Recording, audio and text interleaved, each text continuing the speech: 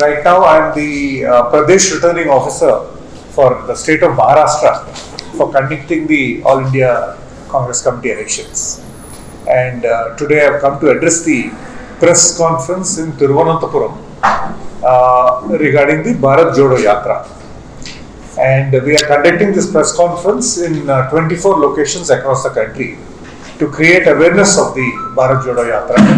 Most of you are aware of the objectives and the details of the Yatra, but nevertheless, I think when we have a face-to-face interaction, it will be good to explain the objectives, what exactly is the message that the All India Congress is trying to convey to the public through the Yatra, and what exactly we hope to bridge through this Yatra is what I would like to address through this press conference. So again, it's a pleasure to meet all of you. Most of you are meeting for the first time. And this is the second press conference that I've been doing in Thiruvananthapuram. And so coming to the subject of the day, this is a very, very momentous occasion for the nation, as I don't know when the last time such a long Padayatra had ever been done in the country. I think the last one was by Mr. Chandrasekhar, former Prime Minister of India, who did a yatra in the 60s, I think, or 70s. He did this yatra. And from Kanyakumari to Kashmir, he did it. And now Rahulji is attempting to do it beginning on the 7th. And the yatra will cover around 12 states and 2 union territories and cover a distance of 3,500 kilometers. And the route has been, after considering several options, the route has been very, very meticulously planned, taking into consideration a number of things, keeping the geography of the country, because, crossing rivers or crossing forests, crossing hills, that will become a daunting challenge. So keeping the geographical features in mind, keeping security concerns in mind, the route of the yatra has been planned for 3,500 kilometers. And it will cover 12 states and 2 union territories. So again, why is Rahulji doing this yatra? Earlier this year, the Congress party had a meeting in Udaipur to discuss and brainstorm on what's happening in the country and how do we counter the misgovernance that is happening in the country. And during that session where all the senior leaders had participated, all the thinking people of the Congress party had been participated, we decided that it is important to have a mass contact program and with a message. And that message is Bharat Jodo. Because what we feel is, across several spheres, the country is getting divided. Primarily, there is a huge economic division that has happened, the haves and the have-nots.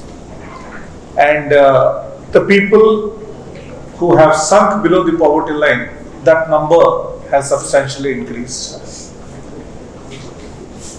What we thought was the strength of the country, which was the middle class, the affordable segment, according to one study, the affordable segment in the middle class, which was around 99 million, over the last 2 years has shrunk to 66 million. That means the purchasing power has come down. And you are looking that we are seeing that the rich are getting richer, the poor are getting poorer. There is a huge economic disparity that has happened across the nation. Secondly, if you look at communal harmony,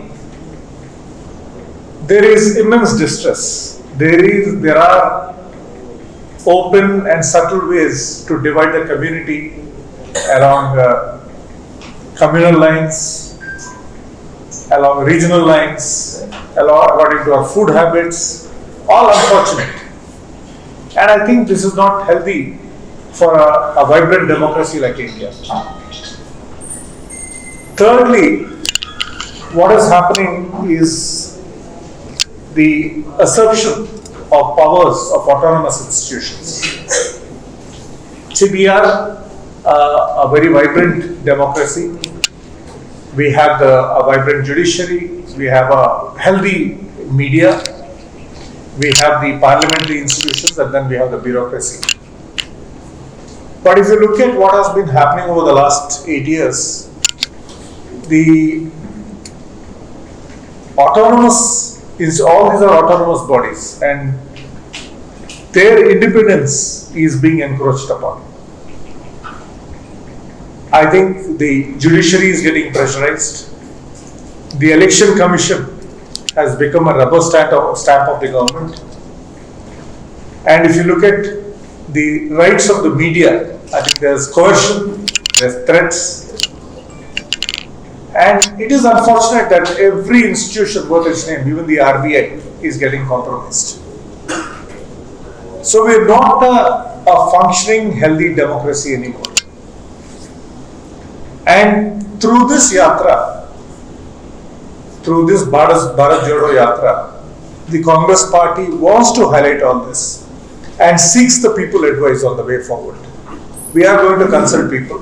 Rahul ji will be talking to groups of people, interest groups, all throughout the Padayatra. And of course, he will be meeting the backbone of our nation, our farmers, our workers, our trade union people, our students across the country as he does the Padayatra, in order to seek their advice and also to tell them about what is happening in this country. So I hope that all of you here who have come will bless the Yatra. There are several examples that we have seen of the misgovernance that is happening. If you look at the economic front, I think we are going through the highest unemployment rates in 45 years. This is a very unfortunate situation. The pandemic has definitely not helped the situation. Our spending capability has come down. Inflation is at an all-time high. Cooking gas, which used to be about 400 rupees 8 years ago, has gone up to 1150 rupees now. You've seen the prices of diesel and petrol. We are seeing how the prices of essential commodities have gone up. This is all affecting us. This kind of an inflation we have not seen before. And we are unfortunately also tampering with figures. We've seen when the National Survey Organization came out with this figure of the highest unemployment rate, it was not allowed to be published. This is the unfortunate situation we see today. And if you look at what's happening, there is a lot of bluster taking place, a lot of publicity taking place. I'll give you one small example. If you look at the current security of the situation today, I think we've never been so vulnerable as before. For over 2 years, China has been sitting across the line of actual control. They have apparently occupied about 2,000 square kilometers of our area. Just imagine the economic burden on the country of maintaining 50,000 troops on high alert across the line of actual control. This is the sad situation. The Prime Minister, Honorable Prime Minister, operationalized the Indian aircraft carrier the other day. Very proud moment for the country. Very proud that the capability of the Indian Navy has been enhanced. But then, every time something he does, he says that the previous government has not done anything. This is the unfortunate situation. This project started in 2002. It was launched when Mr. Antony was the Defence Minister, and then finally operationalized when Shri Narendra Modi is the Prime Minister. So it is a continuum. The security of the country, the defense of the nation is a continuum. It has never been politicized like it has been before. I had worked under Mr. Antony. Every time there was a important issue or a critical issue that came up in Parliament, Mr. Antony would maintain a very, very dignified stance of saying the security of the country is a national responsibility. It is the responsibility of the government. It is the responsibility of the opposition. It is everybody's responsibility. And it is a continuum. Some projects are begun before us. Some projects begin with us. Some projects come after we go. But it's a continuum. It is never politicized or compromised. This is the dignified stance that Mr. Antony used to always maintain as a defense minister. If you look at the situation today, every project that is getting released, they say, it's because of us. Nobody else has done anything before. So this kind of an attitude is not a healthy attitude in a vibrant democracy like India. And these are the kind of things that we would like to counter through the Bharat Jodo Yatra. And this is going to be Rahulji's Diksha. He is very, very particular about talking to people along the way, seeking opinions, and creating awareness of the misgovernance and the failures of the current regime. And we seek your support in the conduct of the Yatra. And we want to say that we are going to do this Yatra in a way that it doesn't trouble the public in any way or cause inconvenience to the public in any way. As a responsible national party, we will be doing this, and we seek your blessings. Thank you, and Jai Hind.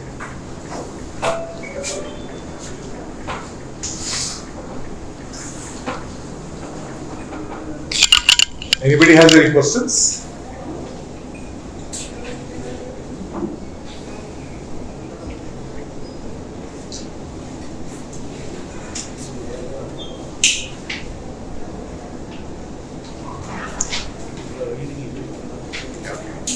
Take your time, no problem. I'll wait at that.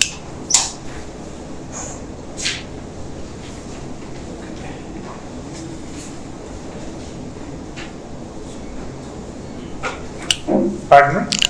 How the programs for the Yatra Charter in Toronto? Oh, that I think Suresh will be coming here. Mr. Kodikkunil Suresh, he is in charge of the program in Kerala. He will be able to give you more details. I think she'll be joining in a little while. Details will be worked out in a minute's time. Yeah. It's being certain modifications according to the installations. Talk. You want to say? Suresh job. Yeah. But I think quite a number of days have been devoted to Kerala. Similarly, quite a number of days have been devoted to Telangana, and quite a number of days have been devoted to Maharashtra. These are the three states where most of the days are going to, the Yatra is going to take place. And we have planned it in such a way that it is more or less a straight line from south to north. And like I said before, we have taken into consideration, geographical limitations and also security concerns in planning the route of the Yatra.